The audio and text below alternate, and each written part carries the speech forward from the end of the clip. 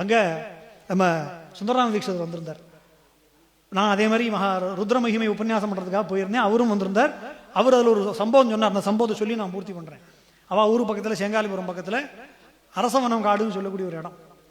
அங்கே ஒரு சம்பவம் நடந்ததாக அவருடைய விஷயத்தை, ஒரு அற்புதமான விஷயத்தை சொன்னார். என்ன அப்படின்னா, இப்போ இன்றைக்கி நமக்கு சுவாமிகள் இங்கே எழுந்தருளி இருக்கார். ஒரு சன்னியாசியை தரிசனம் பண்ணுறது அப்படிங்கிறதே மகத்தான ஒரு புண்ணியம். இது போல ஒரு யதீஸ்வரர் அந்த ஊரில் எழுந்தருளி இருக்கார். அந்த ஊர் ஆத்தங்கரையில் உட்காந்துட்டு இருக்கார்.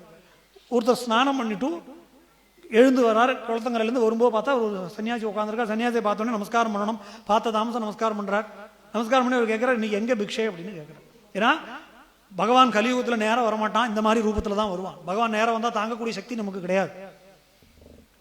மகனியர்களுடைய வடிவத்தில், குருமார்களுடைய வடிவத்தில் வந்து நமக்குள்ள இருக்கிற கெட்ட விஷயங்களை அழிக்கிறது தான். அதனால தான் நேரடியான அவதாரம் கலியுகத்தில் ஒரே அவதாரம் கடைசியில் கல்கி தான். அதுக்கு முன்னாடி பகவான் எப்படி வரா, இந்த மாதிரி ரூபத்தில் வந்து நமக்குள்ள இருக்கிற கெட்ட விஷயங்கள் அழிக்கிறார். அவருக்கு நீ எங்க பிக்ஷைன்னு விளையாட்டா அவர் கேட்கிறார். அவரும் விளையாட்டாவே சொல்றார், நீங்க உங்க அதுல தான் பிக்ஷை. ஒரு யதீஸ்வரர், ஒரு சன்னியாசி ஒரு ஊருக்கு வந்திருக்காருன்னு சொன்னா அவருக்கு பிக்ஷை பண்ணி வைக்கிறது அப்படிங்கிறது புண்ணியம் இருந்தா தான் அந்த பாக்கியம் கிடைக்கும். அவருக்கு பண்ணி வைக்கிறது அவ்வளோ பெரிய புண்ணியம். ஏன்னா ஒரு சன்னியாசிக்கு ஒரு பிக்ஷை பண்ணிட்டோம் அப்படின்னு சொல்லி சொன்னா எத்தனையோ தலைமுறைகளுக்கு அந்த அனுகிரகம் கிடைக்கிறது. ஏன்னா இந்த பிரபஞ்சம் பூராவும் சந்தோஷமாயிடுறான், பரமேஸ்வரன் சந்தோஷமாயிடுறான். அவர்களுக்கு ஒரு கவலம் உணவு நம்ம கொடுத்தோம்னா பரமேஸ்வரன் சந்தோஷமாயிடுறான். அதனால அவர் சொல்றாரு, எங்காத்துக்கே உங்காத்திலே சொல்லணுன்னே ஒரு பரம சந்தோஷம், நான் போய் எங்கள் ஆத்துக்காரிட்டு சொல்றேன், எல்லாம் ஏற்பாடு பண்றேன் அப்படின்னு சொல்லி இன்னைக்கு அவர் பிக்ஷை பண்ணது வர, நீ போய் எல்லாம் ஏற்பாடு பண்ணு, நான் பின்னாடி வரேங்கிறார்.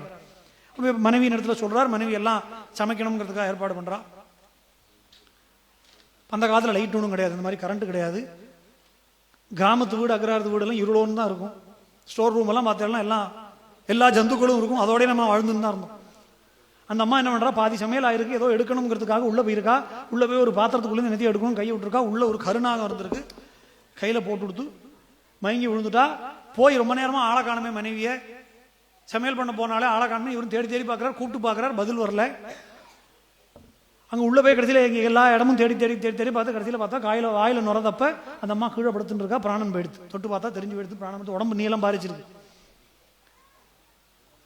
அப்போ கூட இவருக்கு மனசுல என்ன கவலை வந்து கொடுத்தானா, மனைவி போயிட்டாங்கிற கவலை இல்லையா, ஒரு யதீஸ்வரர் ஒருத்தர், சன்னியாசி ஒருத்தர் பிக்ஷைக்கு வர சொல்லிட்டோமே, அவருக்கு ஆகாரம் கொடுக்க முடியாத ஒரு தோஷம் வந்துருது. ஒரு பெரியவரை கூப்பிட்டுட்டோம், அவருக்கு ஆகாரம் கொடுக்க முடியாத ஒரு கஷ்டம் வந்துருத்தேன்னு மனசுல தோணி போயிட்டு என்ன பண்றதுன்னு தெரியாமல் மனசு வருத்தத்தோட போய் மறுபடியும் குளத்தங்கரைக்கு போறார். இது மாதிரி ஆயிடுத்து, உங்களுக்கு பிக்ஷை பண்ண முடியாத ஒரு தௌர்பாகியமான சூழ்நிலை ஆயிடுத்து அப்படின்னு சொன்னார். ஏன் என்னாச்சுங்கிறார்.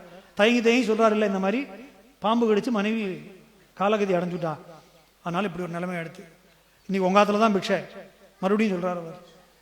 எப்படி நடக்கும், மனைவி போயிட்டாலே, தீட்டுப்பட்டு கொடுத்த வீட்டுக்கு ஏற்கனவே தீர்மானம் பண்ணிட்டோம், சொன்னதுதான் உங்காத்துல தான் இன்னைக்கு பிக்ஷை, நான் என்ன பண்ணட்டும் அப்படிங்கிற.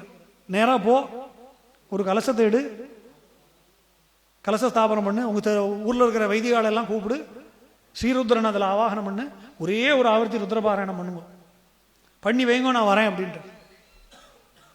என்ன பண்றதுன்னு தெரியல. மனைவியான இப்படி இருக்கா, இதுல போய் இவர் பூஜை பண்ண சொல்றாரு, சாவு வீடா எடுத்து தீட்டு வந்துருது, என்ன பண்றதுன்னு தெரியல. நம்ம சொல்லும் போது அவர் சொன்னார் அன்னைக்கு அழகாக, இதே வார்த்தை சொல்லும் போது நம்ம சுலபமா சொல்லிடுறோம் மைக்கில், அவர் எந்த நிலைமையில இருந்திருப்பாருன்னு யோசிச்சு பாருங்க. மனைவி இறந்து கிடக்கா, இவர் ஆனா சம்மந்தம் இல்லாமல் போய் ருத்ரபாராயணம் பண்ணுகிறார். சரி அவர் சொல்லிட்டார், வேற வழி இல்லை. உடனே போனார், எல்லாரையும் கூட்டின்னு வந்தார். விஷயத்தை ஒன்றும் சொல்லலை, ஒரு ருத்ரபாராயணத்தை பண்ணுங்க, ஒரு கலசத்தை வச்சா ஒரே ஆவர்த்தி ருத்ரபாராயணம். கரெக்டாக இதை முடிக்கவும் நிறுத்தி நிதானமாக அழகாக சொன்னா, அதையும் சொல்லணுமே. ஏன்னா சொல்றபடி சொன்னா தான் அதுக்குண்டான பலன் முழுமையாக கிடைக்கும். அதனால தான் இவர் 11 நாளைக்கு வச்சிருக்கா. இப்போ இல்லைன்னா ஏகதின மகாருத்ரமா வைக்கலாமே, ட்ரெயினை பிடிக்கிற மாதிரியே சொல்லிட்டு இருப்போம் நம்ம. கரெக்டாக அது பூர்த்தி ஆகக்கூடிய தருவாயில் அவர் வந்து சேர்றார். அந்த சன்னியாசி வந்தோடனே இப்போதான் பூர்த்தி ஆக போகிறது அப்படின்னார். பூர்த்தி ஆகிடுது இல்லையா, புனః பூஜை பண்ணி தீபாராதனை பண்ணுங்க, கலசத்தை எடுத்துக்கோ அப்படின்னாராம். அவன் மனைவி எங்கே இருக்காளோ அவளுக்கு போய் இதை அபிஷேகம் பண்ணு. அவர் போய் அபிஷேகம் பண்ணினாராம். பாம்பு கடிச்சு நீளம் பாரிச்சு நுரை தப்பி வாயில உயிரை பிராணனை விட்டுருந்த அந்த பெண்மணி எழுந்து உட்காந்துட்டான். எழுந்து உட்காந்து சமையல் எங்கேருந்து விட்டாலும் அங்கேருந்து மறுபடியும் சமையலை பூர்த்தி பண்ணி அவருக்கு விஷயம் பண்ணி வச்சான்னு சொல்லி அவர் சொன்னார். அன்றைக்கி இந்த சரத்து நிஜமாக நடந்தது. யார் பண்ணா வந்தாரோ அந்த யதீஸ்வரரோட சமாதி இன்னைக்கு மரசவனங்காடுங்கிற இடத்துல இருக்கு. அவள் யார் சமையல் பண்ணி போட்டாலோ அவள் குடும்பமும் இன்னைக்கு இருக்கு அப்படின்னு. இப்போ ஸ்ரீருத்ரத்துடைய மகிமை முறையாக விசுவாசத்தோடு கிரமமான ஒரு சிவாராதனம், ஒரு இறந்து போன ஒருத்தரையே ஒரு உயிரோட திருப்பி மறுபடியும் கொண்டு வர முடியும்னா வேற என்னதான் தராதுன்னு தான் நம்ம கேட்கணும். அதனால அப்பேற்பட்ட ஒரு பாக்கியம் நமக்கு கிடைச்சிருக்கு. அந்த சிவனை, அந்த பரமேஸ்வரனை, அந்த மகாதேவனை ஆராதிக்கக்கூடிய ஒரு பாக்கியம் நமக்கெல்லாம் கிடைச்சிருக்கு. அதை சரியான முறையில் நம்ம பயன்படுத்தி கொண்டு என்னன்னைக்கும் இதே போல பாக்கியம் நமக்கு கிடைச்சது போராது, அடுத்து வரக்கூடிய தலைமுறைக்கும் அது கிடைக்கணுங்கிறது ரொம்ப முக்கியம். நிறைய சின்ன குழந்தைகள் எல்லாம் கூட்டின்னு வந்திருக்கு, அதான் ரொம்ப முக்கியம். இதில் நிறைய பேர் எல்லாரும் வர குழந்தைகளை கூட்டின்னு வரதில்லை. நான் எல்லா உபன்யாசத்துக்கு போனாலும் சொல்றது மாதிரி குழந்தைகள்லாம் கூட்டுவாங்க, பூஜைக்கு கூட்டுவாங்க, ஜபத்துக்கு கூட்டுவாங்க. அண்ணா வந்தா ஓடிண்டே இருப்பா, தொந்தரவு பண்ணுவா. ஓடினா தான் அது குழந்தை அப்படியே உட்காந்துன்னா டாக்டர்கிட்ட கூட்டின்னு போகணும். நான் சொன்னது போலதான், நமக்கே ஒன்றும் புரியல, குழந்தைகளுக்கு எங்க புரியும்? அது பாட்டுக்கு ஓடுறதுதான் குழந்தையோட இயல்பு. அது உள்ள போய் பண்ண வேண்டிய வேலையை அது பண்ணும். அதனால இது ஒரு மகத்தான வாய்ப்பாக பரமேஸ்வரன் நமக்கு உண்டாக்கி கொடுத்திருக்கார். இதை சரியான முறையில் பயன்படுத்தி கொண்டு அடுத்த தலைமுறைக்கு இதை கொண்டு போய் சேர்த்து, இதே போல 1000 வருஷத்துக்கு முன்னாடி இந்த கோவில் உண்டாச்சு, நீங்க நம்ம உட்காந்துருக்கோம், இன்னும் 1000-2000 வருஷம் கழிச்சு நம்முடைய தலைமுறைக்கு உட்காந்து இதை சொல்லணும். அந்த பாக்கியத்தை பரமேஸ்வரன் அனுகிரகம் பண்ணட்டும்னு சொல்லி இந்த அளவோட பூர்த்தி பண்ணிக்கிறேன். ஹர ஹர நம பார்வதி பதையே.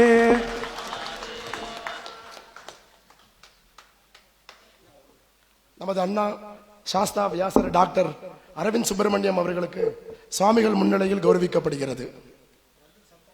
அண்ணா ரொம்ப சந்தோஷம்.